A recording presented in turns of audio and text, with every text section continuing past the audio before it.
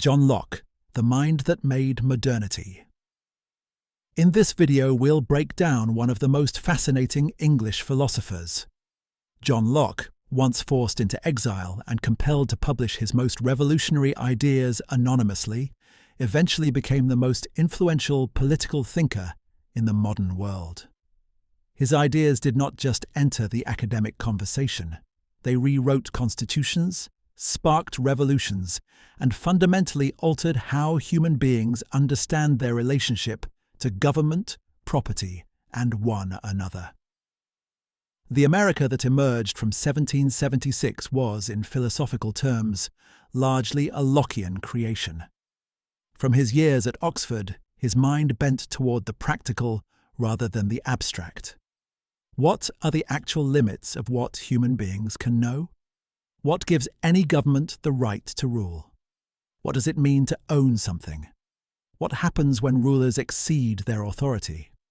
Unlike the grand system builders of his era who constructed elaborate metaphysical architectures, Locke was constitutionally suspicious of speculation untethered from experience.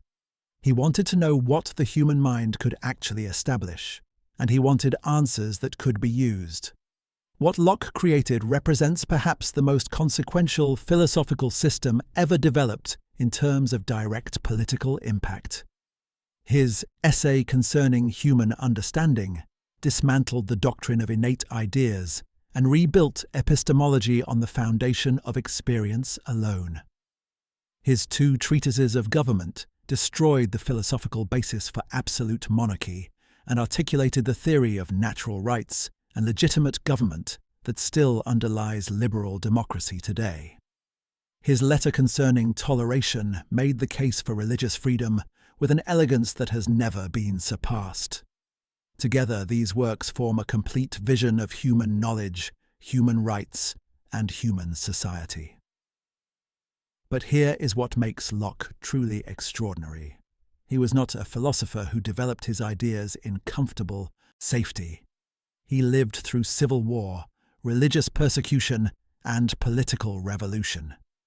He watched a king be executed and another be driven from his throne. He spent years in exile in the Netherlands, fearing arrest, publishing under false names, trusting almost no one. Every principle he developed about liberty, tolerance, and the limits of power was forged against the backdrop of a world where getting these questions wrong could cost you everything. Yet from this danger and uncertainty emerged something remarkable. A philosophy so grounded in common sense that it felt obvious once stated, yet so radical in its implications that it threatened every established order in Europe. A worldview that took ordinary human experience seriously as the foundation of all knowledge. A political theory that placed the individual, not the monarch or the church or the state, at the center of moral and political life. What you are about to discover is not just historical philosophy or academic theory. You are about to encounter a way of thinking about knowledge, rights, and government that shaped the world you actually live in. Every principle we will explore comes from a man who understood that philosophy is not a spectator sport, that ideas have consequences, and that getting the foundations right matters enormously for how human beings actually live together. Whether you are trying to understand where your political rights come from, seeking to think more clearly about what you actually know versus what you merely believe, curious about the foundations of religious tolerance, or simply wanting to understand the intellectual origins of the modern world, Locke's complete philosophy provides the map. Not a utopian fantasy, but something far more durable.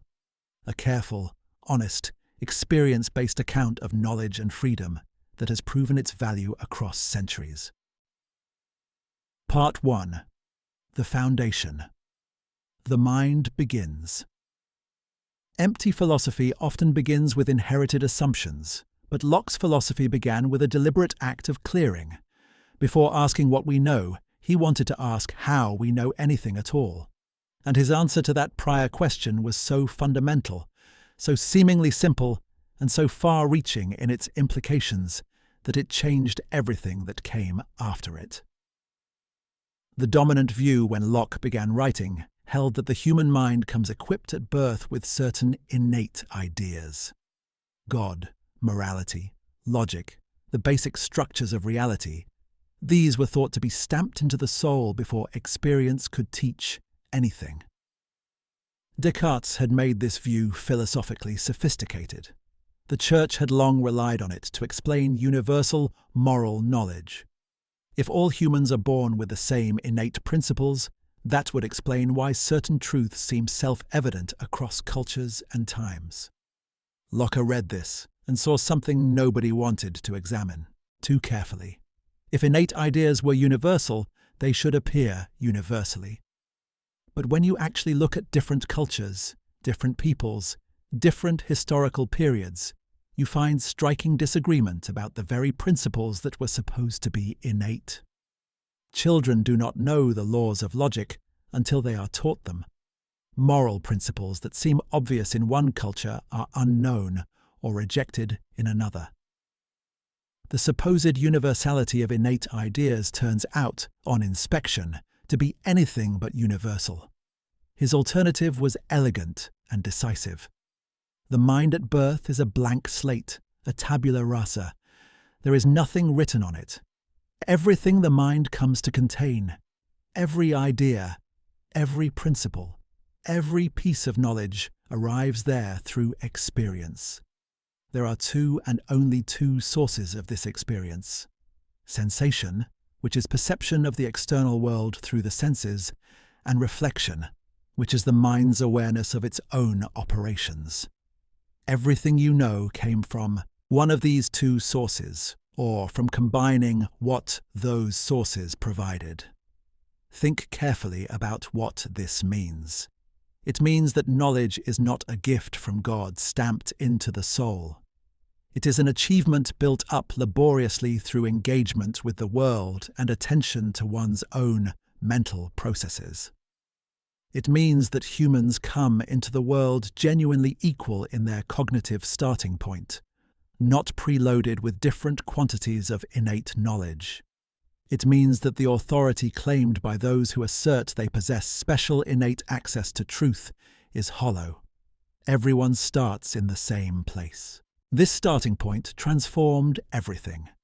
If all ideas derive from experience, then the proper method for investigating what we know is to trace ideas back to their experiential origins. Ideas that cannot be traced to any experience are suspect. Concepts that float free of any possible sensory or reflective foundation are empty words generating confusion rather than knowledge. Locke spent hundreds of pages applying this test to the philosophical concepts of his day, clearing away an enormous amount of accumulated intellectual fog. The implications extended far beyond epistemology. If people are not born with innate moral knowledge written into them by God, then moral knowledge must be acquired through experience, reason, and social learning.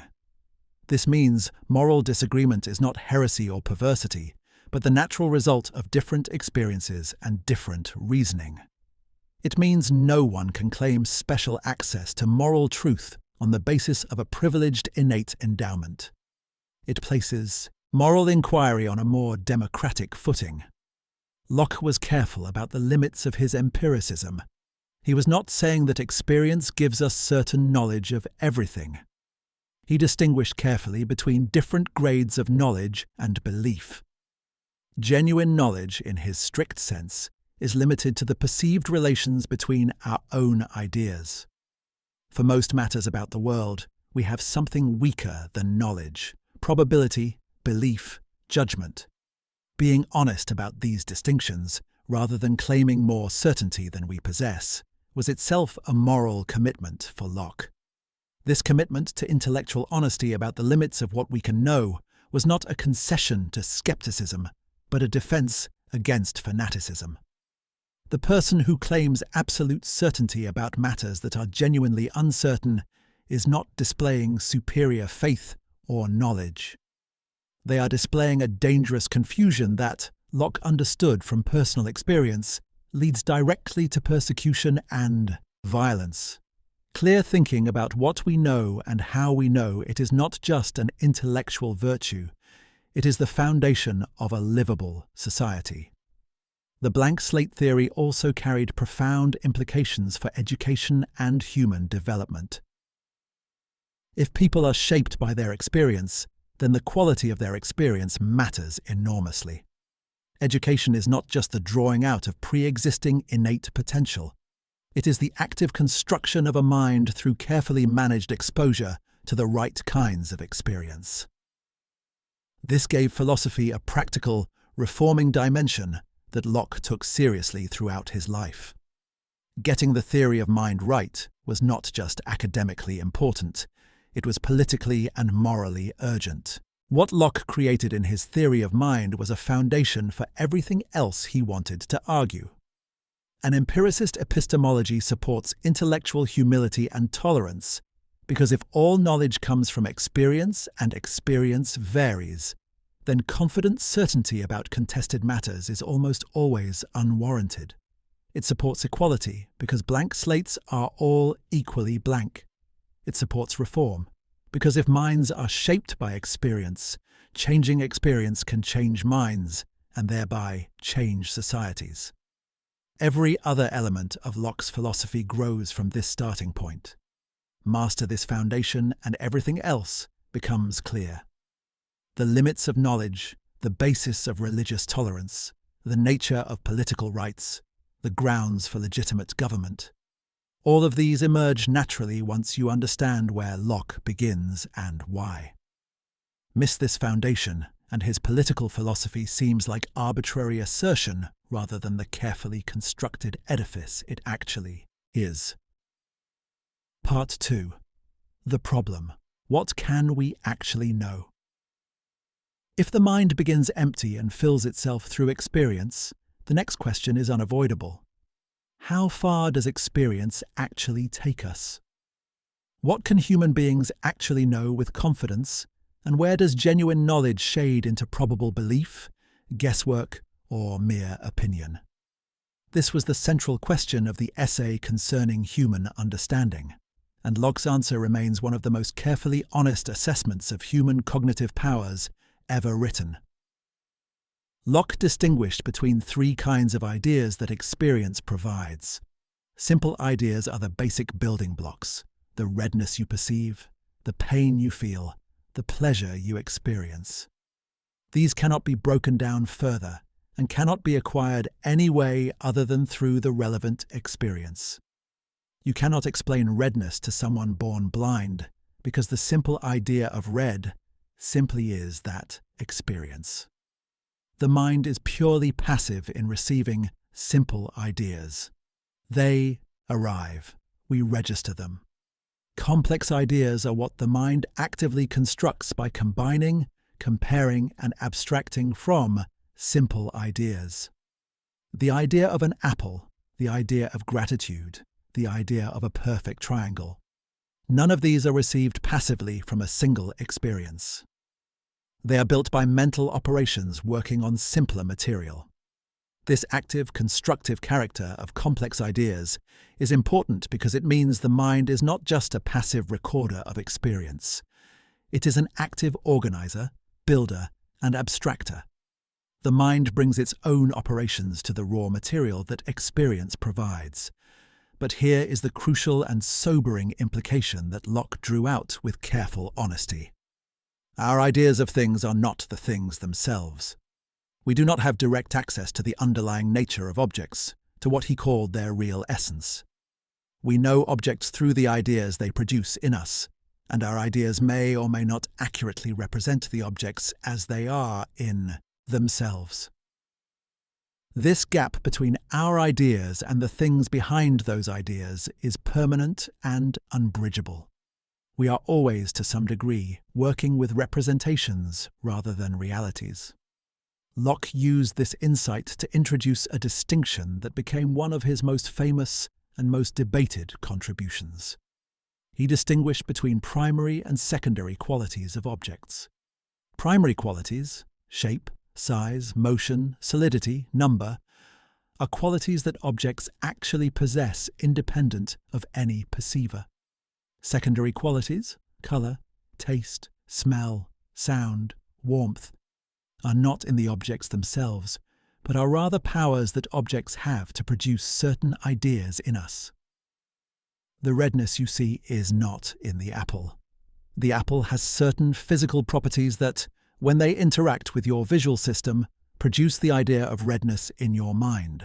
This distinction troubled many of Locke's contemporaries, and has troubled philosophers ever since. If secondary qualities are in the mind rather than the world, how far does this go?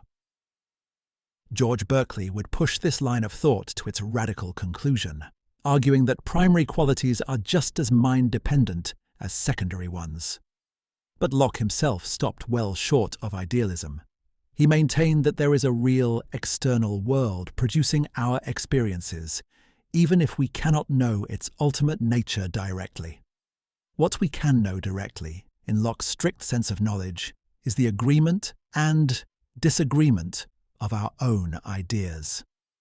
When you see that 2 and 2 equal 4, or that the whole is greater than any of its parts, you are perceiving a necessary relationship between ideas, and this perception constitutes genuine knowledge. But, for almost everything we want to know about the world, we are operating not with certainty, but with probability. We have good reasons to believe the sun will rise tomorrow, but this belief, however well supported, is not knowledge in Locke's strict sense. It is justified, reasonable, but fallible judgment. This sounds like it might lead to paralysis, but Locke drew precisely the opposite conclusion. We should proportion our confidence to our evidence. Where we have strong evidence, we can believe firmly and act decisively. Where evidence is limited, we should hold beliefs more tentatively and remain genuinely open to revision. The practical upshot is not skepticism but calibration, matching the strength of our commitments to the actual strength of our reasons, rather than claiming more certainty than we possess. Consider how this applies to religious and political disputes, which were the burning questions of Locke's day. Most of the most violent and destructive conflicts of the 17th century were fought over matters where, by Locke's careful epistemological standards, neither side could claim genuine knowledge. Questions about the precise nature of religious sacraments, the exact form of church government ordained by God, the detailed requirements of salvation. These were matters of probability and interpretation at best. Not the kind of transparent, demonstrable knowledge that would warrant forcing your view on others at sword point. Locke saw that epistemological arrogance, the unwarranted claim to certain knowledge about uncertain matters, was not just an intellectual error, but a social catastrophe. People who genuinely understood the limits of human knowledge would be, almost inevitably, more tolerant of disagreement than people who were convinced they possessed certain truth. Getting epistemology right was therefore not just an academic exercise, but a precondition for a more peaceful and humane society. There is a specific kind of knowledge Locke thought we could have through reason and reflection. He believed that the existence of God could be demonstrated by reason, that basic moral principles could be worked out rationally, and that the fundamental principles of natural law, the moral law binding all human beings, were accessible to careful reasoning. These claims have been contested by later philosophers, but they were central to Locke's own system. For him, reason was not just a tool for managing empirical information, but a faculty for accessing moral and theological truth. The theory of knowledge Locke developed is more honest about its own limitations than almost any philosophical system before it. It acknowledges that human beings are not omniscient, that our ideas may misrepresent reality, that most of what we believe is probable rather than certain, and that intellectual humility is therefore not just a virtue, but a cognitive requirement. This honesty about limits does not undermine the project of inquiry. It makes inquiry more reliable by preventing the overconfident mistakes that false certainty generates. Understanding Locke's epistemology matters even today, perhaps especially today. In an era of confident misinformation, tribal certainty, and contempt for evidence and probability, Locke's careful insistence on proportioning belief to evidence reads not as timid caution, but as radical common sense. Most of what people fight most fiercely about is, by any honest epistemological standard, a matter of probability and interpretation. Recognizing this does not require abandoning your views. It requires holding them with appropriate humility and extending appropriate respect to those who reason differently from the same imperfect evidence. Part 3. The Self, Personal Identity and What Makes You You. Before turning to politics and society, Locke paused to ask a question that might seem academic, but turned out to have profound practical and legal implications. What is a person? What makes you the same person you were 10 years ago, or the same person you will be 10 years from now? What exactly is the self, and how does personal identity persist through time? These questions had traditionally been answered by appeal to the soul. You are the same person across time because you possess the same immortal soul. But Locke found this answer philosophically unsatisfying, not necessarily false, but insufficient for the practical and legal purposes for which we actually need the concept of personal identity. What we care about when we hold people responsible for their past actions, or when we think about future rewards and punishments, is not bare soul identity, but something more specific. Locke's answer was to locate personal identity in consciousness, and specifically in memory. You are the same person as the child who once skinned their knee on a particular afternoon because you can remember being that child, because that experience is part of your continuous stream of consciousness. Personal identity extends exactly as far as memory extends, no further and no less. Where memory ends, so does the morally and legally relevant continuity of the self. This was a genuinely radical move. It separated the question of personal identity from the question of substance, whether you are made of soul substance, body substance, or some combination. What matters for personal identity is not what you are made of, but what you remember. A person who has completely lost all memory of their earlier actions is, in the relevant sense, a different person from the one who performed those actions. Responsibility, reward, and punishment track consciousness and memory, not underlying substance. Locke was careful to acknowledge difficulties with this view. Memory is imperfect. We forget enormous amounts of our experience. Does the forgetting destroy personal identity retroactively? Locke's response was nuanced, but the core insight remained. What we care about in personal identity is the psychological continuity of experience and memory. And while this continuity is never perfect, it is the relevant criterion for the practical purposes the concept of personal identity is meant to serve. The implications for moral and legal accountability were significant. If I am responsible for actions I remember performing and not responsible for actions I genuinely cannot remember, then questions of punishment and responsibility become questions about psychological continuity rather than simply about which body performed which actions. This was a genuinely new way of thinking about moral responsibility that anticipated much later work in philosophy of mind and legal theory.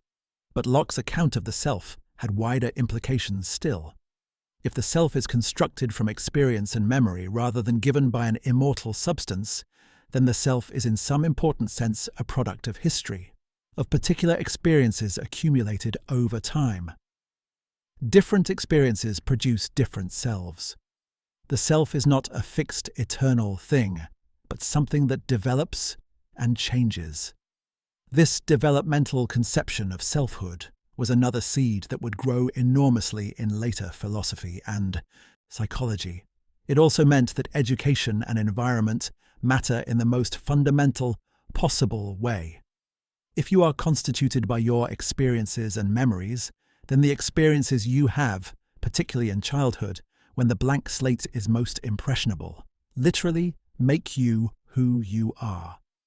A different history would have produced a different self. This is not a comfortable thought, since it implies that much of what we think of as our essential character is contingent rather than necessary. But it is an honest thought, and Locke valued honesty above comfort. The Lockean self is also, importantly, an experiencing self, rather than a purely rational one. It is not defined by its capacity for reason alone, as some philosophical traditions would have it, but by the continuous stream of conscious experience that constitutes its history. This experiential, historical self is something that can suffer, that can be wronged, that has interests extending through time that must be respected. It is a self for which rights make sense, because it is a self that can be harmed in ways that matter morally. Understanding Locke's theory of personal identity is not merely academic. It connects directly to the question of what kind of being is the subject of the rights he will go on to articulate. Rights protect persons, and persons are continuous streams of conscious experience built up from their histories. The being whose natural rights cannot legitimately be violated is not an abstract rational agent floating free of experience, but the experientially constituted individual that Locke's empiricism describes. Part 4. The State of Nature, Life Before Government. With his account of mind, knowledge, and personal identity established, Locke turned to the question that most urgently pressed on the politics of his era. What is the basis of political authority? What gives any government the right to make laws, collect taxes, command armies, and punish those who resist? The dominant answer, that kings rule by divine right, having authority delegated directly from God, Locke found philosophically indefensible and politically catastrophic. His alternative began with a thought experiment that has structured political philosophy ever since. Imagine human beings before government existed, in what Locke called the state of nature. This is not necessarily a historical claim about some primitive epoch, though Locke believed something like it did characterize humanity before organized states. It is primarily a philosophical device for asking what political authority must be based on by imagining what human life would be like without it. The state of nature, for Locke, is not the brutal war of all against all that his contemporary Hobbes had described. This is the crucial difference between their two political philosophies, and the difference matters enormously. Locke's state of nature is a moral condition. Even without government, human beings are not at liberty to do absolutely whatever they want to each other. They are bound by the law of nature, a moral law accessible to reason that prohibits harming others in their life, health, liberty, or possessions without justification. This law of nature is not merely conventional or agreed upon. It is grounded in reason and in the nature of things. Human beings are the creation of God, made in his image, possessed of reason, and therefore not simply available for others to use or destroy at will. Even in the absence of any positive law or government, harming an innocent person is wrong, genuinely, objectively wrong, because it violates the natural law that reason can discern. The state of nature has moral structure built into it from the beginning. But the state of nature has a critical problem even granting this moral structure. Who enforces natural law? There is no common judge with authority to settle disputes, no police force to protect the innocent, no court to adjudicate competing claims. When your rights are violated in the state of nature, you must enforce them yourself. Each individual is both victim and judge and executioner in their own case, and this inevitably means that enforcement is partial, disproportionate, and subject to the distortions of self-interest and passion. This executive problem, the lack of a neutral authoritative enforcer of natural law, is what makes civil society necessary. Not because human beings are naturally vicious, as Hobbes thought, but because even essentially decent people are poor judges of their own cases. You will almost always see your own wrongs as less serious than they are, and the wrongs done to you as more serious.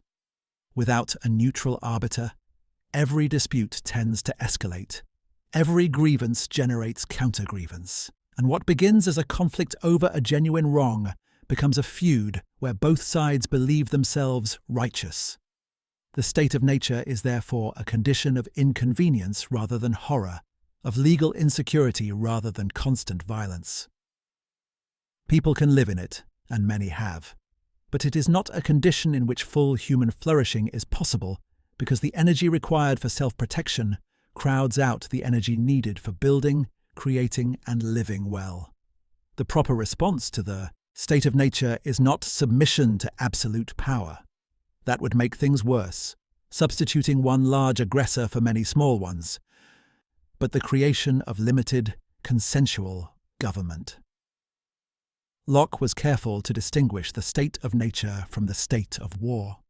The state of nature is the condition that exists when people live together without a common, earthly authority. The state of war is a specific condition that arises when someone uses or threatens to use force against you without right. The key point is that the state of war can exist even within a political community. If a government turns tyrannical, it puts itself into a state of war with its subjects, and they recover their natural freedom to resist. This distinction would become crucial to Locke's theory of revolution. The state of nature also matters because it establishes the baseline against which political authority must be justified. Whatever the government claims to do in its subject's name, it must be possible to show that entering civil society from the state of nature was a net benefit for those who joined. If the government makes things worse than the state of nature, if it is more predatory, more arbitrary, more dangerous than the stateless condition it replaced, then it has failed its only justification.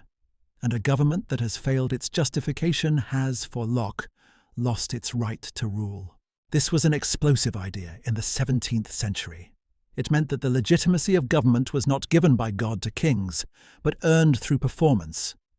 A government that consistently failed to protect its subjects' natural rights had not just made mistakes. It had forfeited its authority. The subjects were not morally required to keep obeying a government that systematically violated the very rights its existence was meant to protect. This logic pointed directly toward the right of revolution. Understanding the state of nature is essential to understanding everything Locke says about rights, property, and government. The state of nature is not just a rhetorical device. It is the moral baseline that reveals what political authority is for. The government exists to solve the enforcement problem of the state of nature while preserving the natural rights that people have in it. Everything a legitimate government may do must be traceable to this function. Everything it does that goes beyond this function, or that actively undermines natural rights, exceeds its authority, and becomes tyranny. Part 5. Property. The theory that changed the world. No part of Locke's philosophy has had more practical impact than his theory of property.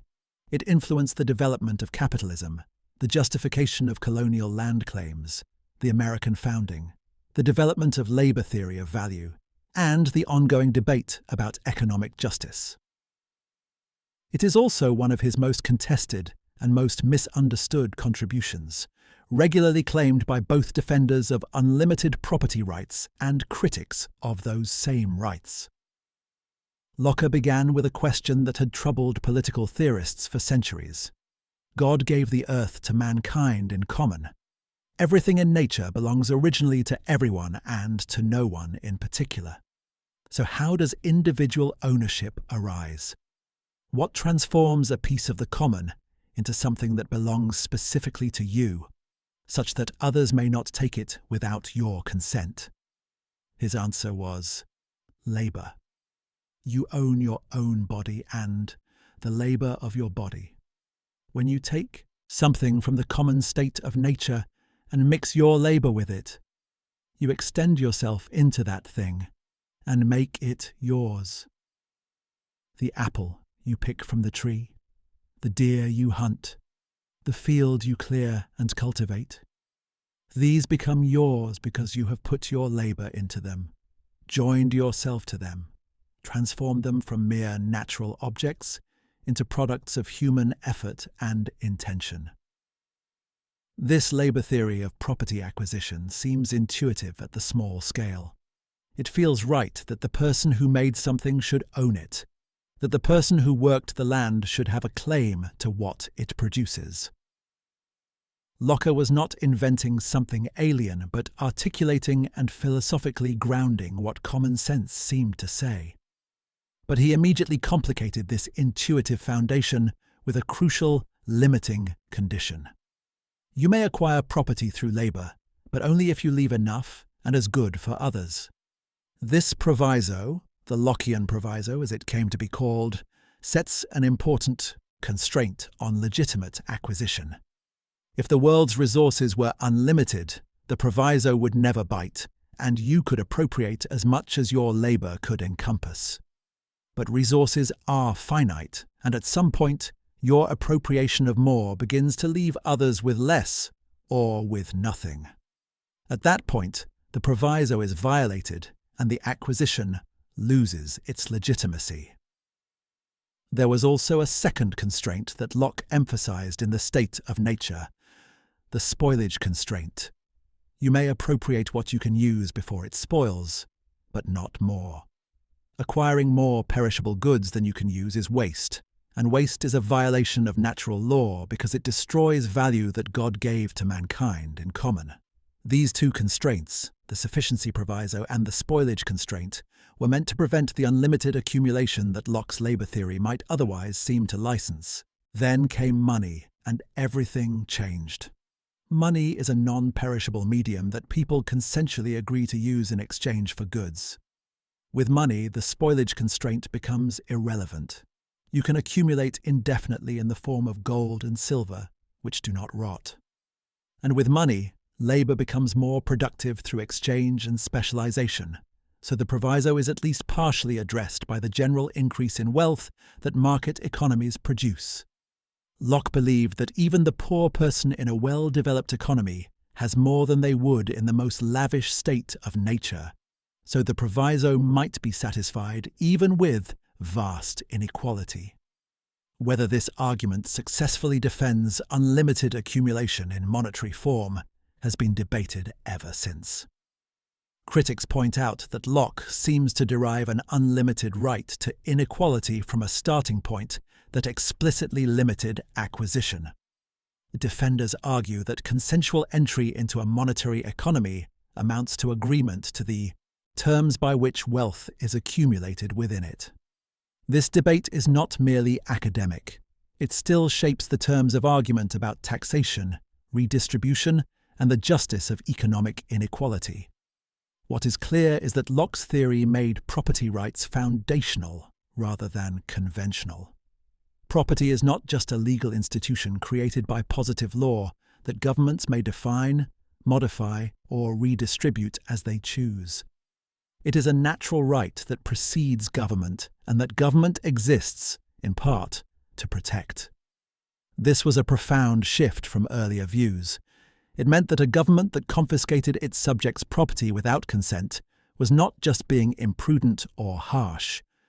It was violating a natural right and exceeding its legitimate authority. This had revolutionary implications for the relationship between subjects and their rulers. If property is a natural right, then taxation requires consent. A government that taxes without the consent of the governed is taking what does not belong to it. This argument, that taxation without representation is a violation of natural rights, became one of the central grievances of the American colonists against the British Crown, drawing directly on Lockean principles. Locke's theory of property also had darker applications that he himself may not have fully reckoned with. His argument that uncultivated land is effectively unowned because labour has not been mixed with it was used by European colonizers to justify seizing indigenous lands. Native peoples who used land but did not cultivate it in the European sense were held, on Lockean grounds, not to have legitimate property rights in it. This application of Lockean theory to colonial dispossession is one of the most troubling aspects of his legacy and deserves honest acknowledgement. The theory of property connects to Locke's broader picture of natural rights. Life, liberty, and estate, the full phrase he uses, of which Jefferson's pursuit of happiness was a transformation, form a unified set of natural rights that each person possesses simply by virtue of being a person. These rights are not granted by governments, they are recognized by governments. And the recognition, protection, and refusal to violate these rights is what transforms a mere power structure into a legitimate government. Part 6. The Social Contract, Consent, and Legitimate Government. With natural rights established and the limitations of the state of nature understood, Locke could now build his account of legitimate government. And the foundation of that account is consent. No government has authority over you without your consent. This simple principle, drawn out with careful logic, was perhaps the most politically explosive idea of the 17th century. The argument begins from the natural freedom and equality of persons in the state of nature. Since no one is naturally subject to any other person's authority, all being equal under the law of nature, political authority over persons cannot arise except through their own voluntary submission to it. A conqueror who forces submission through violence acquires no legitimate authority, only power. Legitimate authority requires genuine consent, and consent cannot be coerced. People leave the state of nature and form civil society for the reasons Locke established. They want an impartial judge to settle disputes according to the natural law. They want established promulgated laws they can know in advance. They want reliable enforcement of those laws by an authority with sufficient power to back it up. These three things, an impartial judiciary, established law, and reliable executive power, are what civil society provides that the state of nature cannot reliably deliver. To create these institutions, individuals surrender one specific thing: their personal right to execute the natural law themselves. In the state of nature, each person is their own judge and enforcer. They give up this private executive power to the community, which can then exercise it through designated authorities on everyone's behalf. Crucially, they do not surrender their natural rights themselves. The right to life, liberty, and property are not given up when entering civil society. They are precisely what civil society is created to protect. This is a crucial distinction that is sometimes missed. The social contract for Locke is not a surrender of rights, but a delegation of enforcement power.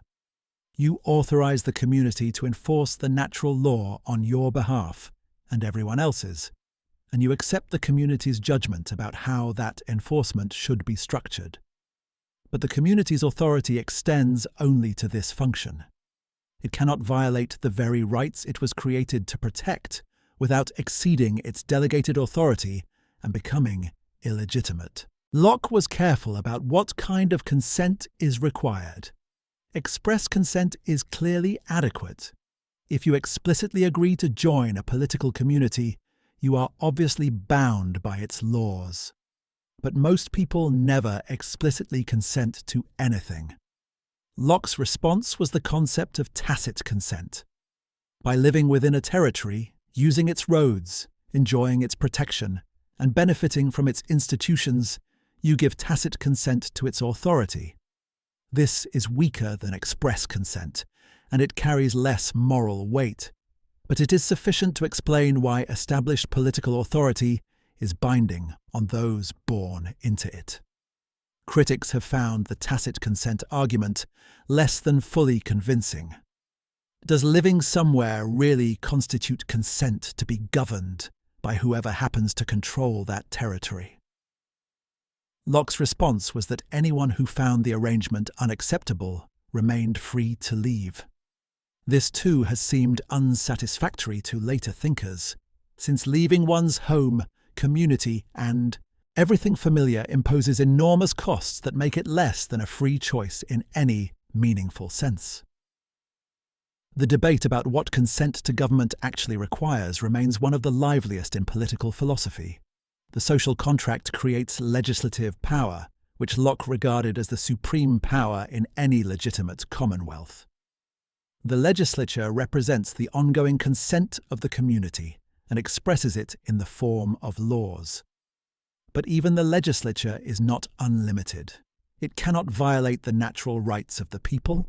It cannot delegate its lawmaking authority to others without the people's consent. It cannot take property without consent. And it must be governed by established laws rather than arbitrary decrees. Locke also carefully distinguished the legislative from the executive power. The same people should not both make the laws and enforce them, since this creates obvious temptations to self-serving abuse. The executive executes the law faithfully and does not make new law on its own authority. This separation of legislative and executive functions anticipates the separation of powers that became a cornerstone of constitutional design in the following century. The social contract theory had a remarkable practical consequence. If political authority derives from the consent of the governed, then the legitimacy of any particular government is always conditional and revisable. A government that consistently violates natural rights, that exercises arbitrary power, that places itself above the law, has broken the contract. When the contract is broken by those in power, the people do not simply become lawless. Their natural freedom is restored, and they may reconstitute legitimate government on better foundations. This was the philosophical engine of revolution, articulated with careful logical steps by a man who had lived through one revolution and would help legitimize another. It said, with measured precision, that there are circumstances in which overthrowing a government is not rebellion but justice. The charge that he was inviting anarchy was one Locke took seriously and answered thoughtfully. People do not rebel over small grievances. The threshold for justified revolution is high. But when a government systematically makes itself the enemy of its subjects' rights, the people are not obligated to keep suffering. Part 7. Tyranny and the Right of Revolution. The most politically explosive part of Locke's second treatise is his account of tyranny and the right of revolution. He had spent careful chapters establishing the foundations of legitimate authority. Now, he turned to the question of what happens when authority ceases to be legitimate, and his answer was unambiguous in a way that must have struck his contemporaries as almost unbelievable to read in print. Tyranny, for Locke, has a precise definition. It is the exercise of power beyond right. When a ruler goes beyond what the law permits, when they exercise power not for the good of those they govern, but for their own benefit, when they treat subjects not as persons with rights, but as instruments to be used, they have become a tyrant. And a tyrant has, by this act, forfeited the authority they previously held. Power exercised beyond right is not political authority. It is a force without legitimacy. This matters because of how it reframes the relationship between ruler and subject. The person who resists a tyrant is not rebelling against lawful authority. They are defending themselves against someone who has already put themselves outside the law. The tyrant is the aggressor. The subject who resists is the defender. This moral reframing was extraordinarily important because it answered the most powerful argument available to defenders of absolute monarchy, which was that resistance to the king was always a sinful rebellion against divinely constituted authority. Locke distinguished carefully between dissolution of the government and dissolution of the society. If a government dissolves through conquest, abandonment, or revolution, the society continues and can reconstitute its government on new foundations.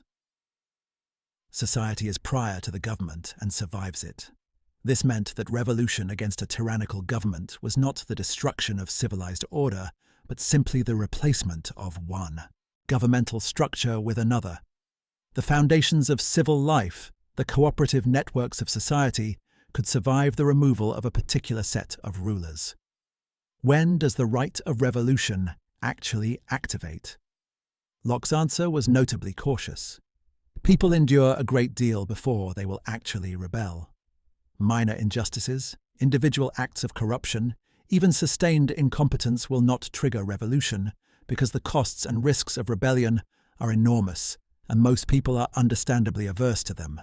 Only a long train of abuses, a pattern so systematic and so clearly aimed at reducing the people to absolute subjection, will finally overcome this natural inertia and move people to resistance. This language, a long train of abuses, was not accidental. It would reappear almost verbatim in the American Declaration of Independence nearly a century later, as Jefferson built his case for independence on Lockean foundations. The point was that revolution requires justification, and justification requires demonstrating not just that the government has made mistakes, but that it has embarked on a systematic project of destroying the very rights it was created to protect. Locke also addressed the obvious objection that his theory would produce constant instability, with people overthrowing their governments whenever they disliked their policies. His response was twofold. First, people are genuinely averse to revolution and will endure a great deal before resorting to it. Second, the real source of instability is not the right of revolution, but the practice of tyranny. Rulers who respect their subjects' rights and govern for the public good will not face revolution. The threat of legitimate resistance is a constraint on tyranny, not a cause of instability. There was also the question of who judges when tyranny has occurred. If the people judge, what stops every disgruntled faction from declaring tyranny and taking up arms? Locke's response here was less satisfying than the rest of his argument, and he largely acknowledged it. In the end, when there is no common judge, appeal is made to heaven, meaning that the people must judge for themselves and bear the consequences of their judgment. There is no earthly mechanism that resolves the question with finality. This is an honest admission of a genuine difficulty rather than a pretended solution. The right of revolution also extended to individuals, not just to peoples collectively. If a ruler or official directly threatens an individual's life or liberty without legal justification, that individual is in a state of war with that official and may resist, even lethally. You do not have to wait for collective judgment when your life is immediately threatened by someone claiming governmental authority they have no right to exercise. This personal right of self-defense against abuse of power is part of Locke's larger account of what natural rights actually mean in practice. Locke applied all of this analysis directly and deliberately to the politics of his own time. His second treatise was written, at least in part, to justify the Glorious Revolution of 1688, in which William of Orange replaced James II on the English throne. Whether it was written before or after the Revolution remains disputed, but its purpose was clearly to legitimize the removal of a king who had, by Locke's analysis, systematically violated the rights of his subjects and forfeited his authority. Philosophy was not just theory for Locke, it was a weapon in an ongoing political struggle. Understanding the right of revolution is essential for understanding the full arc of Locke's political thought.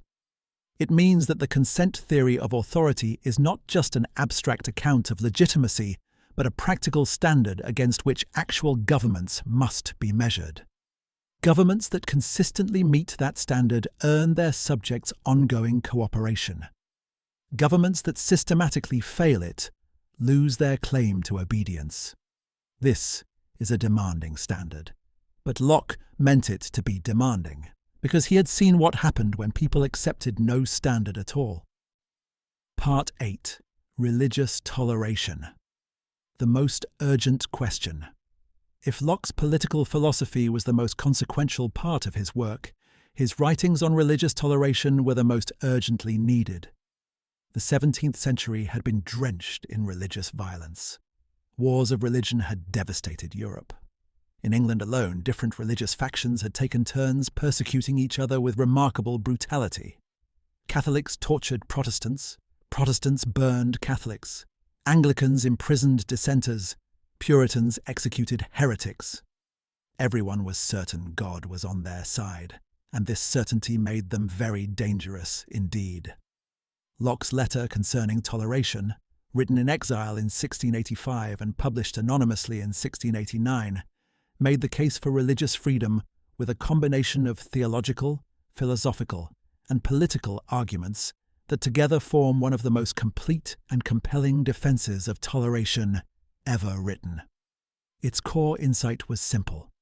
The business of government and the business of religion are fundamentally different, and conflating them produces disaster for both. The Church, Locke argued, is a voluntary society. People join it of their own free will in pursuit of the salvation of their souls. The state is a civil society whose purpose is the protection of the civil interests of its members. Life, liberty, health, and the possession of outward things. These are categorically different enterprises, and each is corrupted when it tries to do the other's job. Why should the state not enforce religious conformity if the ruler is genuinely certain that a particular religion is true, and that practicing false religion damages the souls of its subjects? Locke gave several answers. The first was practical. Genuine faith cannot be compelled. You can force someone to say the right words and perform the right rituals, but you cannot force them to believe. Coerced religion is not real religion. It is performance, and it does not save souls. A ruler who persecutes heretics for their spiritual benefit is therefore doing them no actual good, while doing them obvious temporal harm. The second argument was epistemological. No ruler has sufficient certainty about religious truth to justify imposing it on others. Remember Locke's careful account of what human beings can actually know. Religious questions, the precise requirements of salvation, the exact correct form of worship, the detailed theological doctrines distinguishing orthodox from heresy, are exactly the kinds of matters about which certainty is unavailable and probability is the best we can achieve. Persecuting people over such matters is claiming a certainty that the epistemological situation does not permit. The third argument was about consequences. Look at the actual history of religious persecution. Has it produced genuine religious unity? Has it led people to true faith? Or has it produced only hypocrisy, resentment, and conflict? The evidence, Locke thought, was clear. Persecution does not produce genuine religious consensus. It produces false conformity covering genuine diversity, and periodically it produces explosions of violence when the pressure becomes too great. Toleration, by contrast, allows genuine religious communities to develop, live according to their own lights, and contribute to civil peace. The fourth argument was about the nature of civil authority. The magistrate's authority extends to civil matters, and only to civil matters. It derives from the social contract, which was made for civil purposes. It was never granted for the purpose of managing the souls of subjects. A ruler who punishes religious dissent is therefore exceeding the authority that was ever granted to them. Even if the rulers were certain, which they cannot be, about religious truth, they would have no authority to enforce it because religious enforcement was never included in the grant of political power. Locke's case for toleration had limits that modern readers find troubling. He explicitly excluded Catholics from toleration, arguing that their allegiance to a foreign power, the Pope, made them a political threat rather than a purely religious group. He also excluded atheists, arguing that without a belief in God, oaths cannot bind, and social trust becomes impossible. These exclusions reveal the limits of his vision and should be acknowledged honestly. The arguments he gave for toleration were, in principle, broader than his application of them, and later thinkers would push those arguments to their fuller conclusions. But the core of the case for toleration was genuinely powerful and genuinely novel in the degree of its elaboration. It drew on Locke's epistemology, his political theory, his theology, and his reading of history. It made toleration not just a pragmatic concession, but a principled commitment grounded in what government is for and what human beings can know.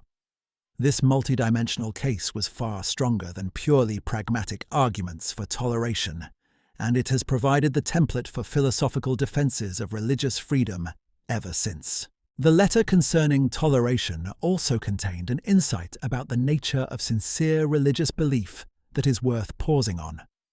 If someone genuinely believes a particular form of worship is required for salvation, you cannot ask them to give it up without asking them to risk what they believe to be their immortal soul. This is asking too much. No civil interest is weighty enough to require that sacrifice. Toleration is therefore not just a good policy, but a recognition of the deepest commitments that persons can hold. Demanding that people compromise these commitments for civil convenience is a violation of something fundamental about who they are. The political stakes of toleration were direct and obvious in Locke's time. England had recently experienced the restoration of a Catholic king whose policies many Protestants saw as a systematic attempt to restore Catholic dominance. The question of toleration was inseparable from the question of what kind of political order England would be.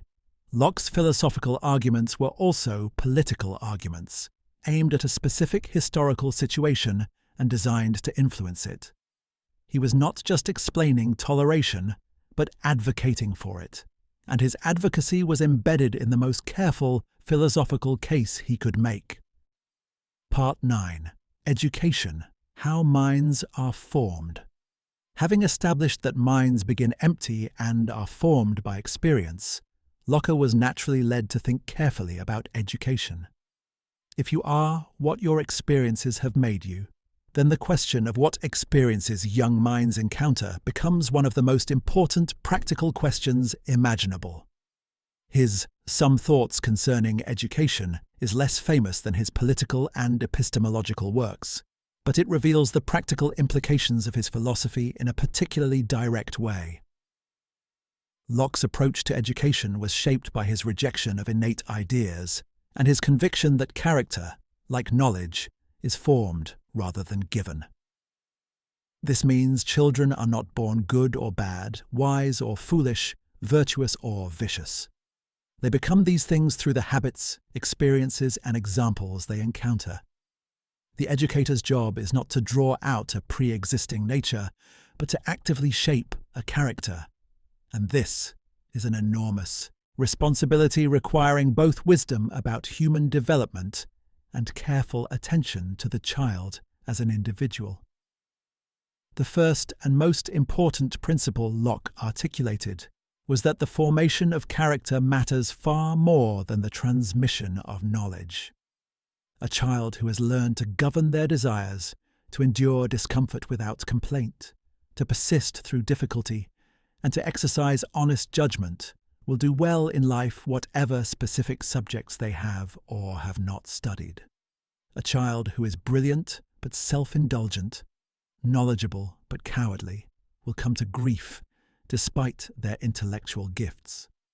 Character is the foundation. Knowledge is the superstructure.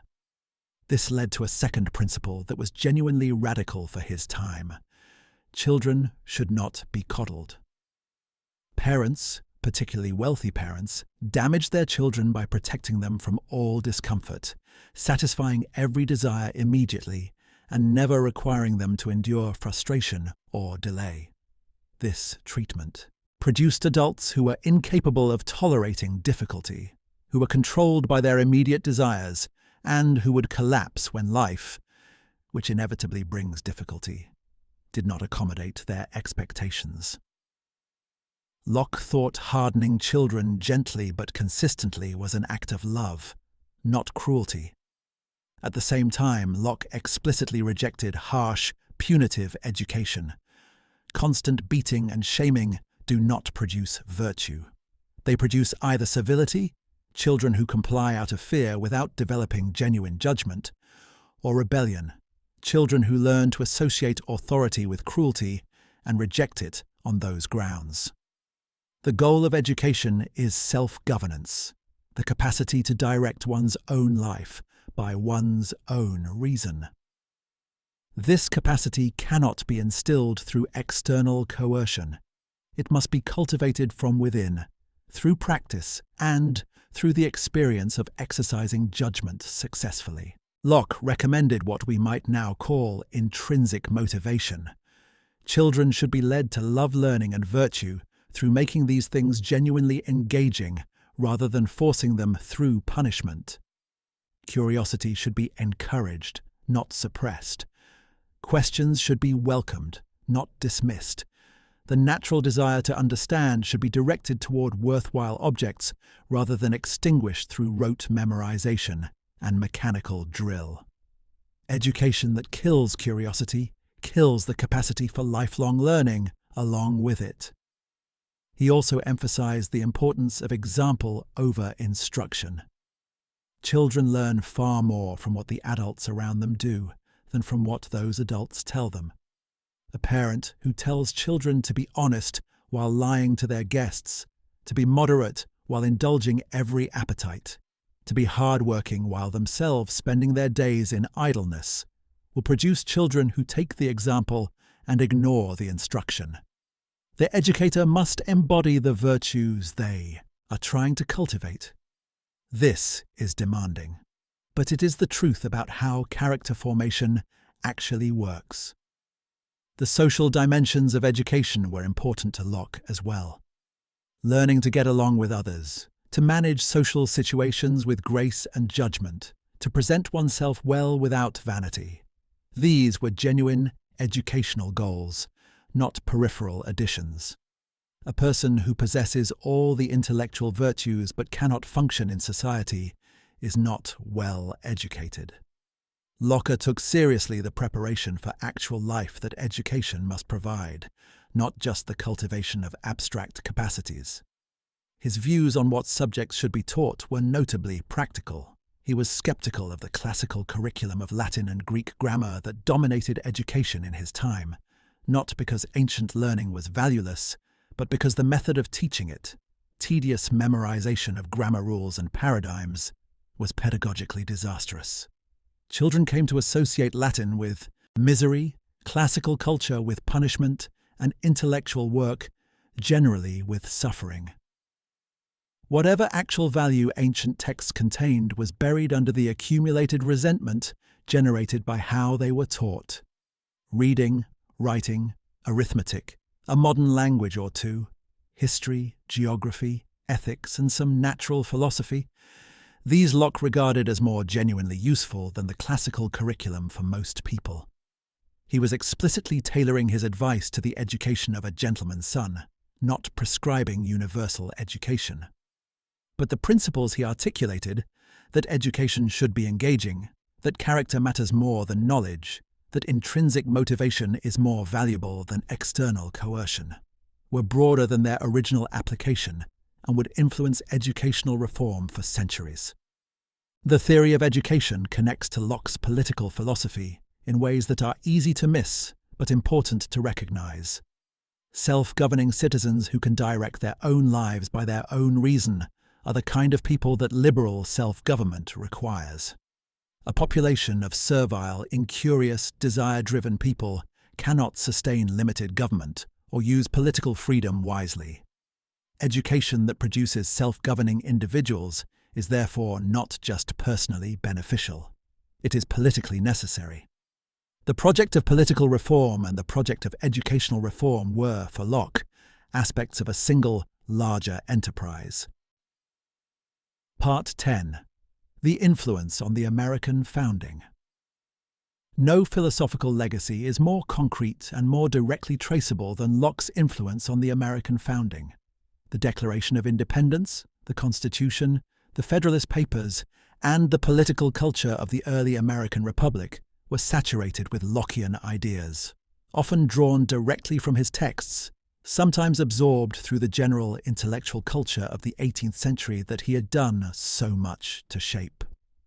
Thomas Jefferson knew Locke's work intimately and drew on it explicitly when drafting the Declaration. The famous opening of the Declaration's second paragraph, that all men are created equal, endowed with certain unalienable rights, and that among these are life, liberty, and the pursuit of happiness, is a direct transformation of Locke's natural rights theory. Jefferson replaced Locke's property with pursuit of happiness, but the underlying framework is unmistakably Lockean. Rights are natural, pre-political, and cannot be legitimately alienated by the government. The Declaration's account of legitimate government was equally Lockean. Governments are instituted to secure these rights, deriving their just powers from the consent of the governed. When a government becomes destructive of these ends, the people have the right to alter or abolish it and institute a new government. This is Locke's argument about the right of revolution, condensed and intensified. The long list of grievances that followed, the long train of abuses, was exactly the kind of evidence Locke required to justify revolution. Not mere policy disagreements, but a systematic pattern of violations demonstrating tyrannical intent. The constitutional design that followed independence was also deeply Lockean, though filtered through additional theoretical influences. The separation of powers, legislative, executive, and judicial, reflected Locke's insistence that lawmaking and law enforcement must be separated to prevent tyranny. The principle of limited government, that the state may only do what its citizens have authorized it to do, is Locke's social contract theory made constitutional. The protection of individual rights against governmental overreach, enshrined in the Bill of Rights, instantiates Locke's account of natural rights that the government cannot legitimately violate. James Madison, the primary architect of the Constitution, was thoroughly versed in Locke's work and the political theory it inspired. Madison's concern with faction, his worry that majority groups would use their power to violate the rights of minorities, reflects Lockean anxiety about the limits of simple majoritarianism. Locke's social contract did not say that the majority may do whatever it pleases. It said that even majority decisions must respect the natural rights of individuals. The constitutional protections for minority rights against majority tyranny are the institutional expression of this Lockean constraint. The Federalist Papers, written by Madison, Hamilton, and Jay to defend the proposed Constitution, drew on Lockean political theory at every significant point. The account of why government is necessary, what it is for, and what kinds of institutional arrangements best protect liberty against both tyranny and anarchy. All of this drew on intellectual resources that Locke had developed and that the educated readership of the papers would have recognized. Locke was not just a background influence. He was a live intellectual presence in the founding debates. The influence extended to the broader political culture. Locke's ideas had been popularized in colonial America by Whig political writers and preachers, who used them to articulate colonial grievances against British policy. The argument that taxation without representation was a violation of natural right, drawing directly on Locke's account of property, became one of the most potent tools in the colonists' rhetorical arsenal. When ordinary colonists invoked their rights, they were often, even without knowing it, speaking in Lockean terms. The influence was not without its contradictions and failures. Locke's insistence on natural equality and natural rights was conspicuously not applied to the enslaved people who constituted a substantial portion of the American population. Jefferson, who wrote so movingly of equality and natural rights, enslaved hundreds of people. Madison, the constitutional designer, accepted the provisions that protected slavery. The gap between Lockean principle and American practice was enormous, and the philosophical system provided no good justification for it. Indeed, it provided powerful arguments against it that would eventually be deployed in the abolitionist movement. Frederick Douglass, one of the greatest American intellectuals of the 19th century, understood precisely this. He argued that the principles of the Declaration of Independence and the Constitution were fundamentally anti-slavery, that the founding documents meant more than the founders practiced, and that the project of American freedom required extending its Lockean principles consistently rather than selectively. This was a Lockean argument against Lockean hypocrisy, and it proved powerful over time. The labor theory of property had a more complicated influence in America. On one hand, it resonated deeply with a culture that valued work, individual enterprise, and the connection between effort and ownership. On the other hand, it was used to justify the dispossession of Native American peoples, whose relationship to the land did not take the form of Lockean agricultural labor. The Lockean framework, powerful as it was, could be applied selectively in ways that served interests, while claiming principle. What the American founding demonstrates, for all its contradictions, is the extraordinary practical potency of Locke's philosophy. Ideas that he developed in exile, writing under assumed names, fearing arrest, became the intellectual foundation of the most consequential political experiment in modern history. Whether that experiment fulfilled or betrayed its founding principles is a question that Americans have debated ever since. But the principles themselves, the natural equality of persons, the natural rights to life and liberty and property, the necessity of consent for legitimate authority, the right to resist tyranny. These are unmistakably Lockean, and they have proven durable enough to inspire reform and revolution across more than 3 centuries. Part 11. Locke and the Enlightenment. Locke did not just influence specific political events. He helped create the intellectual climate of an entire century. The European Enlightenment of the 18th century, that extraordinary explosion of rational inquiry, social criticism, and political reform that reshaped Western civilization, was substantially a Lockean enterprise, taking Locke's epistemological and political principles and developing them in every direction. The most basic Enlightenment commitment, that human reason, properly applied, can understand nature and society and can improve both, was already implicit in Locke. His empiricism provided the method: careful observation, honest recognition of the limits of knowledge, proportioning belief to evidence. His political theory provided the goal: a society organized around natural rights and rational consent, rather than tradition, custom, or divine authority. The philosophers who came after him were, in many ways, filling in the details of a project Locke had sketched. Voltaire was among the first major Enlightenment figures to engage deeply with Locke's work, and his enthusiasm was instrumental in transmitting Lockean ideas to French intellectual culture. Voltaire's famous letters concerning the English presented Locke's philosophy to French readers alongside Newton's science as evidence of what rational inquiry could achieve when liberated from scholastic philosophy and religious dogma. The English empirical tradition, with Locke at its centre, became the model for what progressive thought should look like. The French philosophers took Locke's epistemology and pushed it in directions he would not necessarily have endorsed. If all ideas come from experience, and if some people seem smarter or more virtuous than others, perhaps the explanation lies entirely in the quality of their education and environment, rather than any innate differences. Helvetius and others drew a thoroughgoing environmentalism from Lockean premises, arguing that human nature is so malleable that the right social arrangements could produce virtually any desired human character. This went well beyond what Locke himself believed, but it was a recognizable development of his starting points.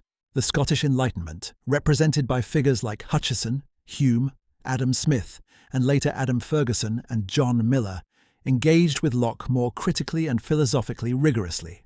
Hume accepted Locke's empiricism as the right starting point, but drove it to conclusions Locke had not seen or had not wanted to see, including skepticism about causation, personal identity, and the external world that went far beyond Locke's modest agnosticism about the ultimate nature of things. The empiricist program that Locke initiated continued to generate new and unsettling results in the hands of his more radical successors. Adam Smith's economic thought, while not derived simply from Locke, developed in a context where Lockean property theory and natural rights thinking were part of the intellectual furniture. The idea that individuals pursuing their own interests within a system of natural liberty would produce beneficial social outcomes, the invisible hand argument, required Lockean background assumptions about the natural rights of individuals to their labour and its products, and about the legitimacy of market exchange as a way of exercising those rights. The influence on later educational thought was also substantial. Rousseau, who disagreed with Locke on many fundamental points, nevertheless shared his conviction that children are not simply small adults, and that education must take the developing mind seriously rather than treating it as an empty vessel to be filled with adult knowledge. The entire tradition of progressive education from Pestalozzi through Dewey owes something to the Lockean insight that minds are formed by experience, and that education must work with the grain of that formation rather than against it. In philosophy proper, Locke's work set the agenda for most of the important epistemological debates of the 18th century. The problems he identified about the representative theory of perception, the gap between ideas and things, the justification of our beliefs about the external world, became the central problems that Berkeley and Hume attacked in different ways. Kant's critical philosophy was, by his own account, an attempt to answer the skeptical problems that Hume's radicalization of Locke's empiricism had made unavoidable. Locke is the source of a philosophical river that runs through much of the most important Western philosophy of the modern period.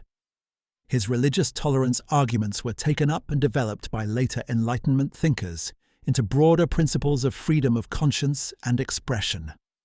The argument that the civil magistrate has no authority over the inner life of subjects, over their beliefs, their opinions, their conscience, was developed into arguments for freedom of the press, freedom of speech, and eventually freedom of thought as such.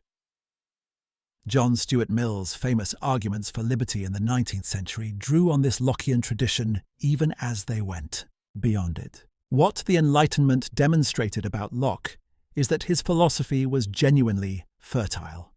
It contained more than he himself drew from it. The principles he articulated generated implications he did not fully see or did not fully follow. This is the mark of a genuinely great philosophical system.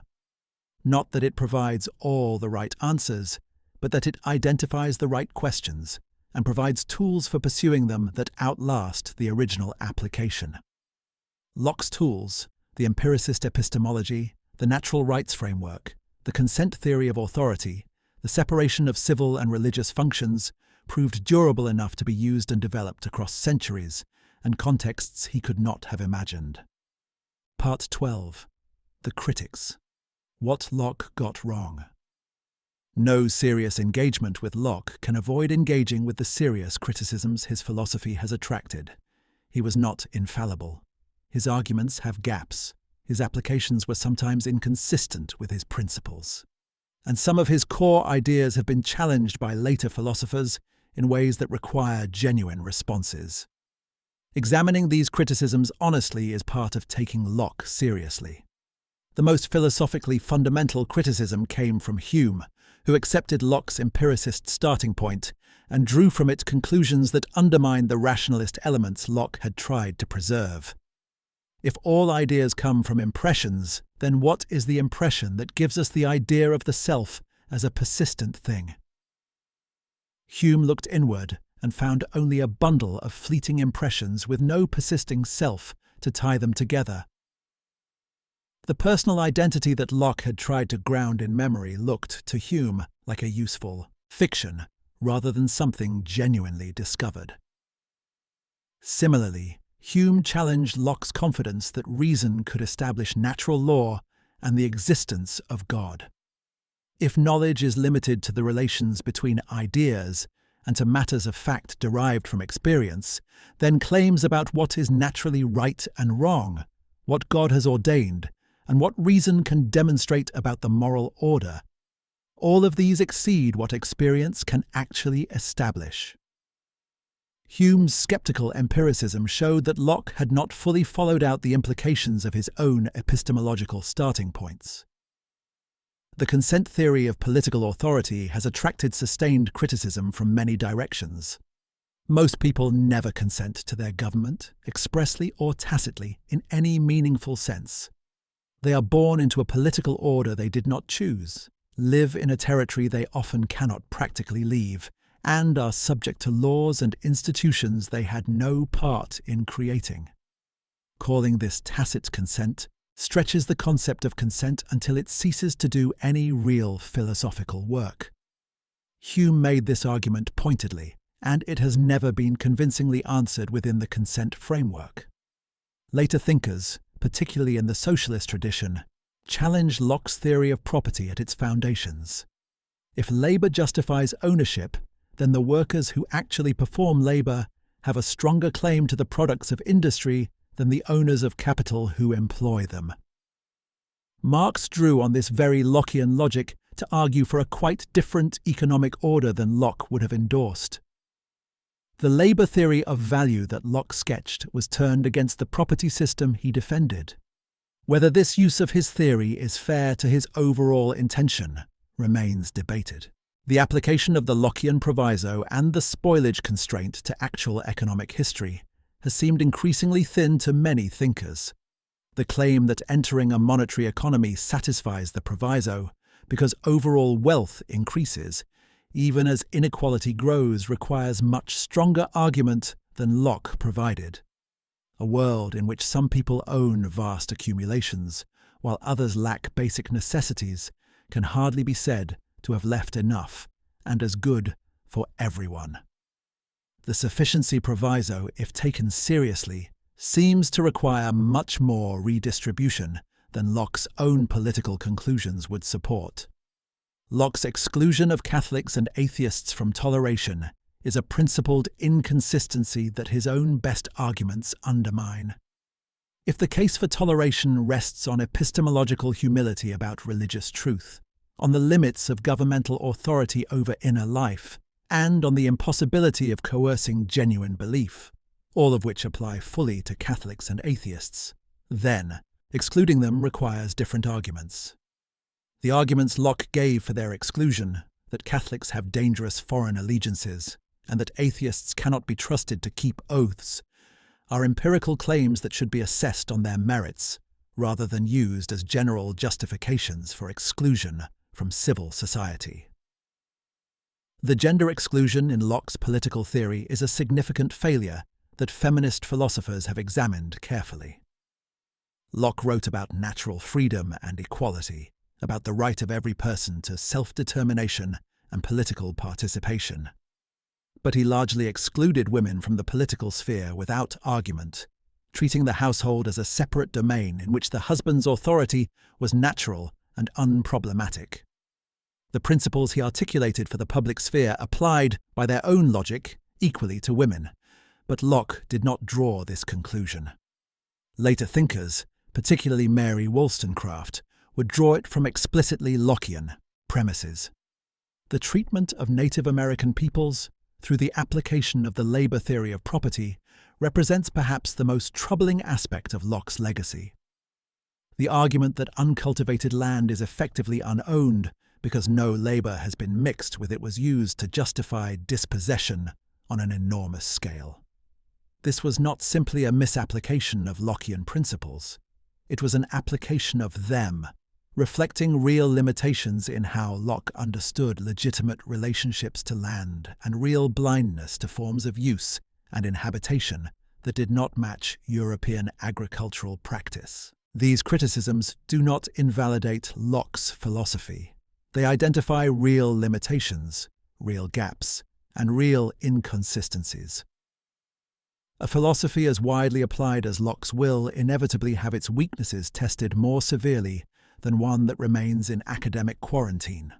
What the criticisms show is that Locke's principles were better than some of his applications, that his arguments sometimes led beyond where he was willing to go, and that the project he started required continuation by thinkers who were willing to follow the logic more consistently than he did. Taking the criticisms seriously is itself a Lockean activity. Locke's epistemology demanded proportioning belief to evidence and remaining genuinely open to revision when evidence warranted it.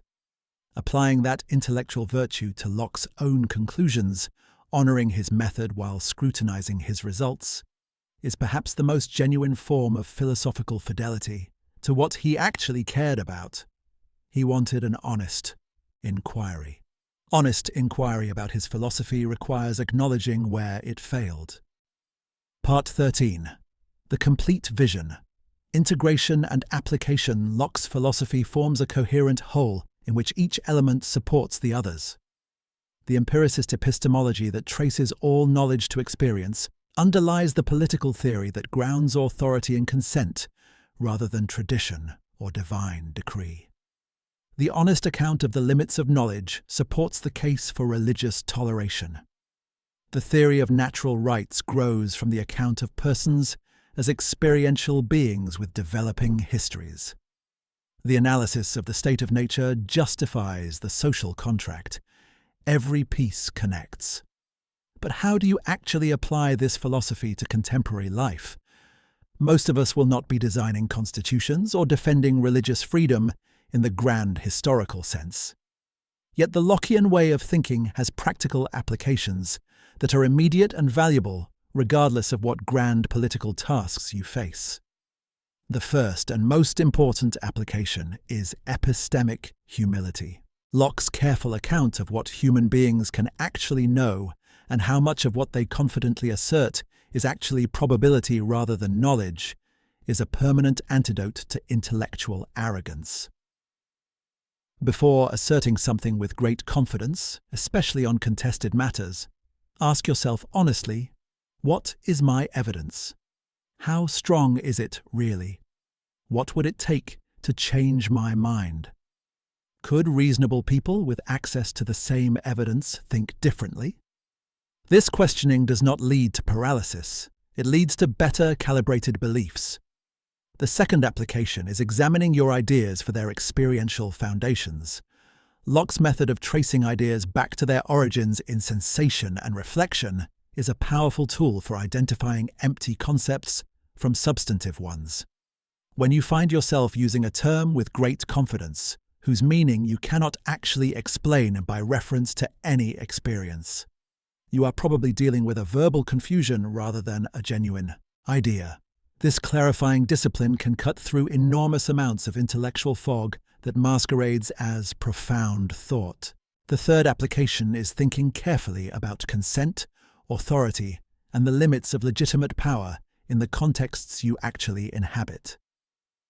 Most of us do not live under absolute monarchy, but the Lockean questions about when authority is legitimate, what it is for, and what its limits are applied to institutions beyond governments.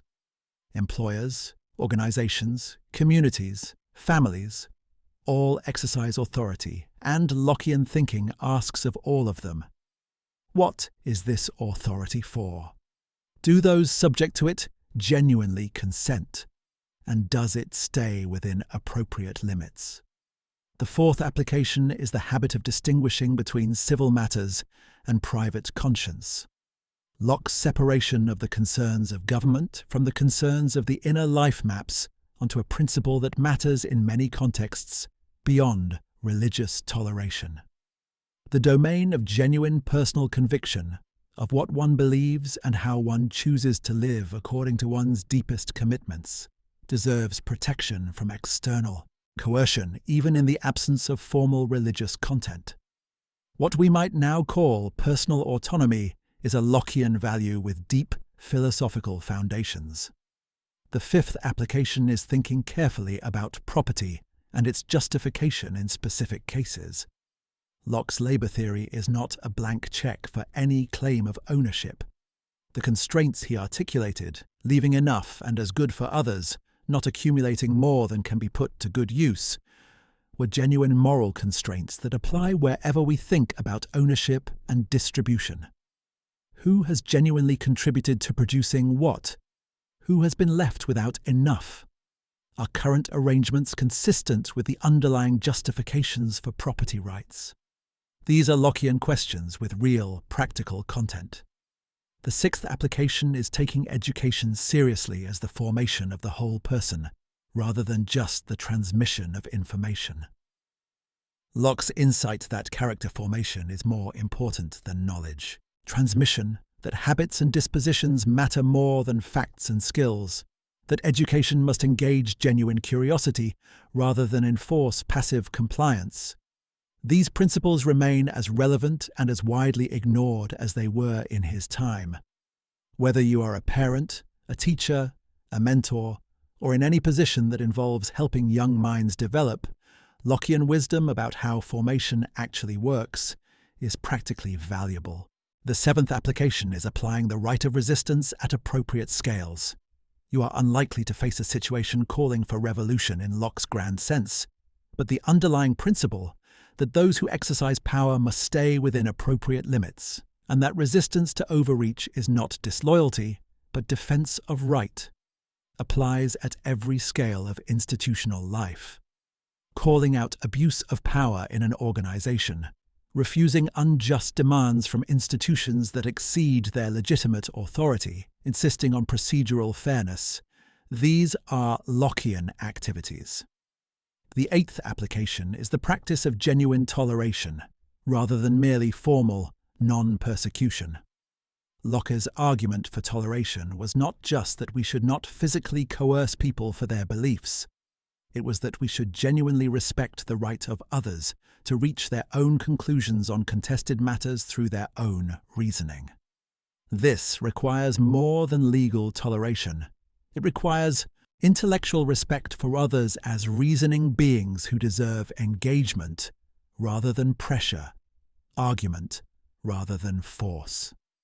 The ninth application is testing political arguments by their consistency with natural rights, rather than their conformity with tradition or authority. Locke gave us a standard for evaluating political arrangements that is independent of custom, precedent, and the status quo. The question to ask of any political arrangement is not whether it has always been this way, but whether it respects the natural rights of all persons subject to it. This is a demanding standard, and applying it consistently will challenge comfortable arrangements. That is precisely the point. The 10th application is intellectual honesty about the gap between principles and practice in your own life and context. Locke's principles were better than his applications in several important areas. The same is likely true of our own principles and applications.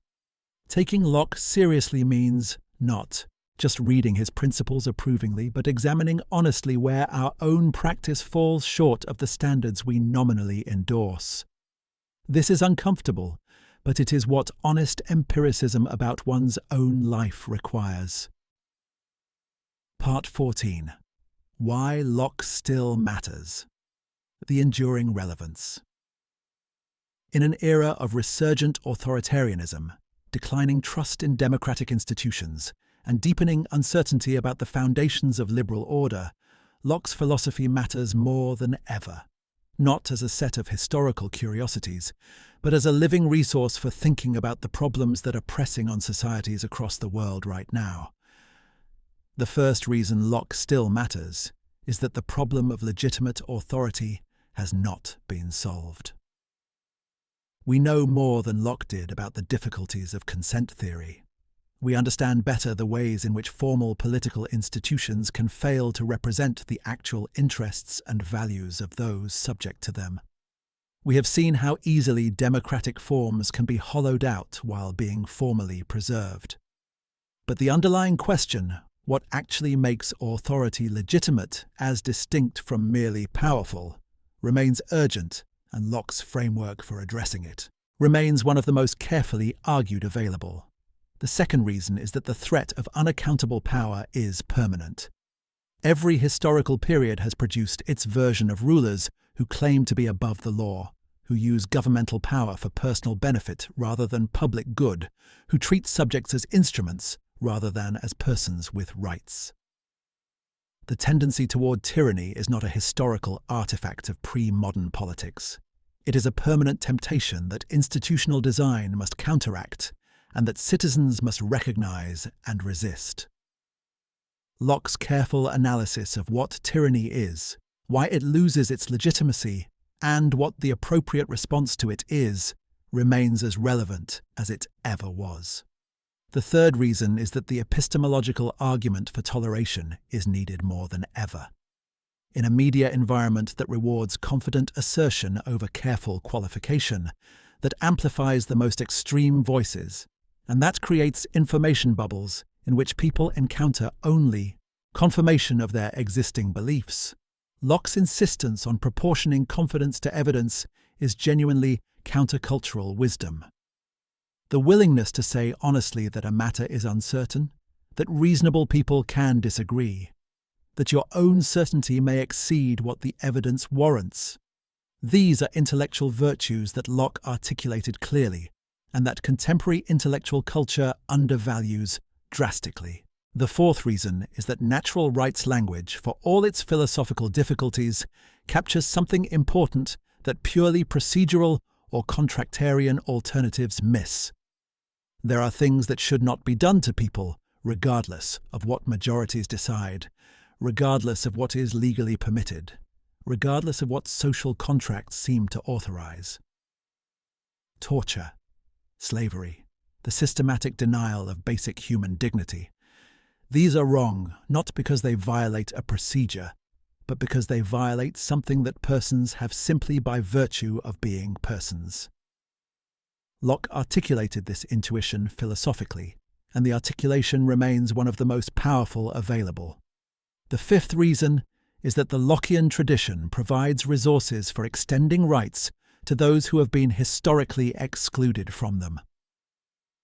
The principles of natural equality, of the right of every person to self-determination, of the illegitimacy of a government that fails to protect the rights of all its subjects. These principles, applied consistently, require extending rights to groups that Locke himself failed to extend them to. The history of rights expansion in the modern world can be read as the progressive realization of Lockean principles that Locke himself applied too narrowly. The sixth reason is that property theory needs philosophical foundations that Locke provides, even if he does not fully develop them. The questions of what economic arrangements are just, what justifies ownership, what obligations come with it, and how to think about the distribution of resources are among the most contested in contemporary political life. Locke's framework, the labour theory of acquisition, the sufficiency and spoilage constraints, the relationship between property and other natural rights, provides a starting point for these debates that is more philosophically grounded than most alternatives. The seventh reason is that the separation of governmental authority from matters of personal conscience and religious conviction remains practically important. The tendency of governments to overreach into matters of belief, association, and private life is not merely historical. It is present in every political system to different degrees. Locke's argument that the civil magistrate has no authority over the inner life of subjects, that compelled belief is not genuine belief, and that the functions of government and the functions of religious and personal conscience are categorically different, provides principled grounds for resisting such overreach. The eighth reason is that education theory, based on Lockean principles, provides a counterweight to both traditionalist and technocratic approaches to education. Against those who want to instill fixed bodies of knowledge and fixed values, Locke argues for developing the capacity for judgment. Against those who want to optimize for measurable skills and knowledge, Locke argues for forming character. Neither purely traditionalist nor purely utilitarian, Lockean education theory points towards something more humanistic, the formation of people who can think for themselves and govern their own lives wisely. The ninth reason is that Locke's style of philosophizing remains exemplary. He was careful without being obscure. He was rigorous without being dry. He was willing to follow arguments to difficult conclusions without losing sight of the practical purposes that motivated the inquiry. He was honest about the limits of his arguments in ways that many philosophers are not. In an era of both philosophical obscurantism and philosophical oversimplification, Locke's way of doing philosophy, engaged, careful, practically motivated, intellectually honest, remains a model worth emulating. The 10th reason is simply that the world Locke helped create is now under pressure from multiple directions simultaneously, and understanding the philosophical foundations of that world is essential for defending and reforming it intelligently. Liberal democracy, individual rights, religious tolerance, the rule of law, limited government, freedom of thought and expression. All of these are Lockean in their philosophical foundations, and all of them are contested today. Knowing where they came from and why they were argued for helps us defend them with more than reflex and habit. It helps us defend them with reasons. Part 15. The final teaching, living with reason and responsibility. We return now to where we began, a careful, methodical Englishman who turned philosophical inquiry into an instrument of political liberation. What had John Locke actually accomplished? What can we take from his philosophy that remains valuable more than 3 centuries after his death? The core teaching is this: think for yourself and take responsibility for what you think. Do not accept authority, whether of tradition, of government, of church, or of intellectual fashion, as a substitute for evidence and reasoning. The mind that Locke described, beginning empty and filling itself through experience, is a mind that is responsible for what it puts in itself. You cannot blame innate ideas for your errors. You cannot blame divine installation for your prejudices. What you believe, you have chosen to believe on the basis of evidence you have chosen to weigh. Own it. This responsibility extends in every direction. Intellectual responsibility, examining your ideas carefully, tracing them to their experiential foundations, proportioning your confidence to your evidence. Political responsibility, refusing to accept tyranny as inevitable, insisting that those who exercise power stay within legitimate limits, recognizing when authority has exceeded its warrant. Moral responsibility, taking seriously the natural rights of every person you encounter, understanding that liberty and dignity are not privileges granted by governments, but natural possessions of persons that governments may protect or violate. Locke would say that most people avoid this responsibility. They accept opinions without examination. They defer to authority without asking whether it is legitimate. They enjoy the rights that others secured without thinking carefully about what those rights rest on or what it would take to defend them. This avoidance is understandable. Careful thinking is hard. Examining assumptions is uncomfortable. Taking political responsibility is costly. But the avoidance has consequences. Rights that are not understood are poorly defended. Authority that is not questioned tends to expand. The practical wisdom that emerges from Locke's philosophy is demanding, but not unreasonable. Think carefully before believing. Require evidence proportionate to the claim. Maintain genuine openness to revision. Respect the natural rights of others as you would have yours respected. Insist that authority justify itself by the standards appropriate to its type. Protect the inner life of persons from external coercion, and participate actively in the political life that determines the conditions under which you and others live. This is not the comfort of a philosophy that tells you the universe is on your side, or that things will work out if you just believe hard enough.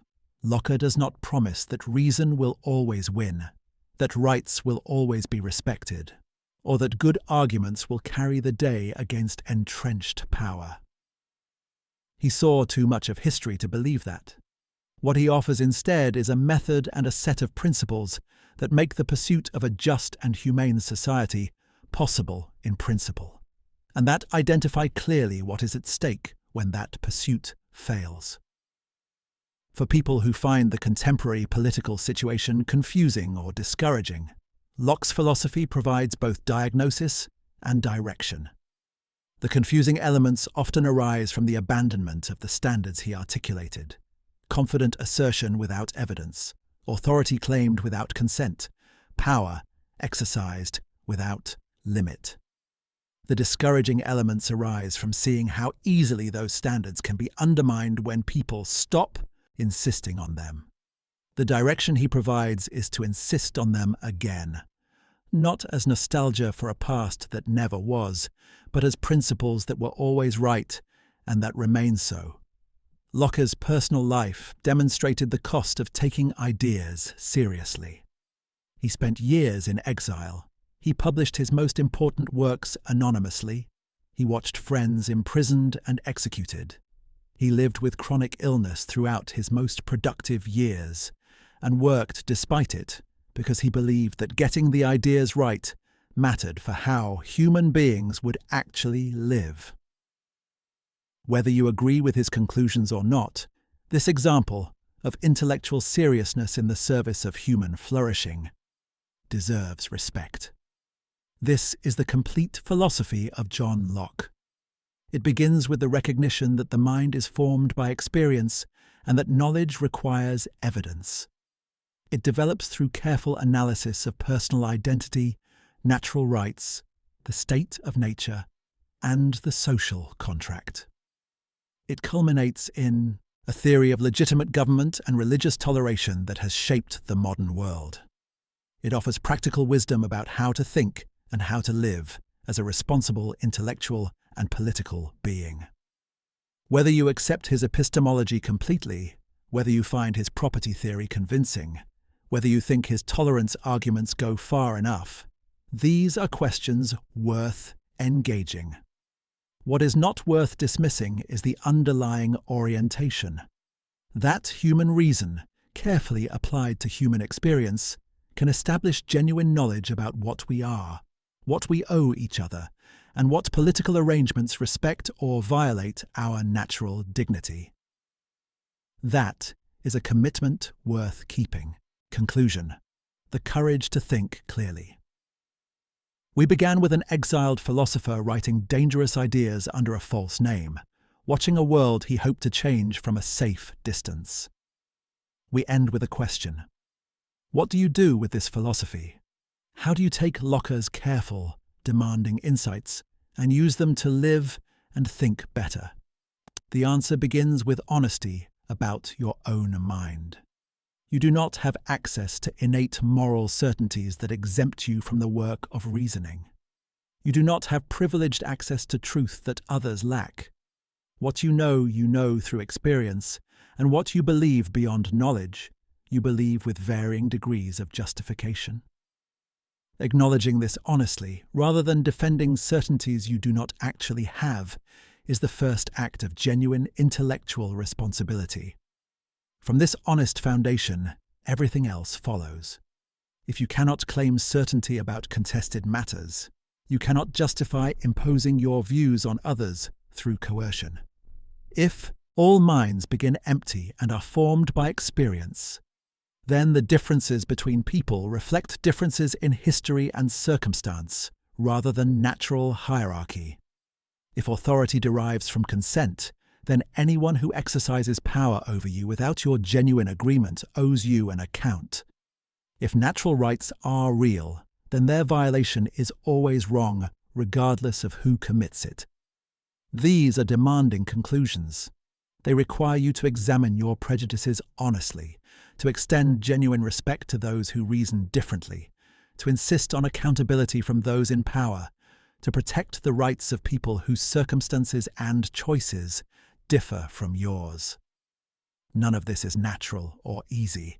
It is the product of careful thinking and genuine commitment to principles, rather than merely to your own advantage. But this demanding path also offers something that easier paths cannot provide.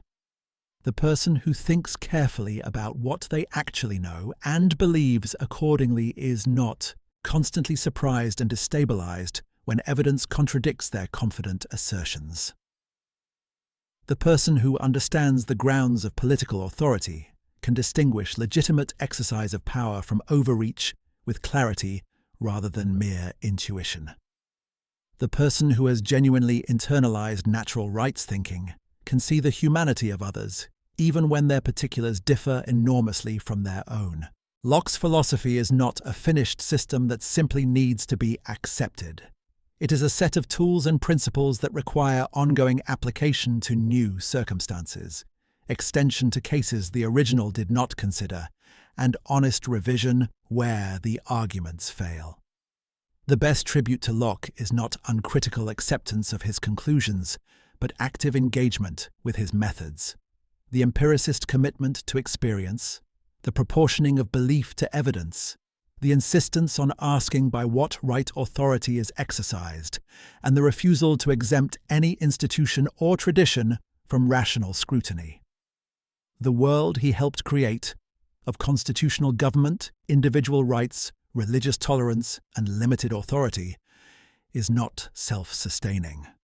It requires people who understand what it is built on and are willing to defend those foundations actively. It requires the intellectual virtues Locke exemplified: curiosity, honesty, rigor, and the courage to follow arguments to difficult conclusions even when those conclusions threaten comfortable arrangements. The exiled philosopher who changed the world was not remarkable for his personal charisma or his inspiring optimism. He was remarkable for the quality of his thinking and his willingness to let that thinking lead where it would.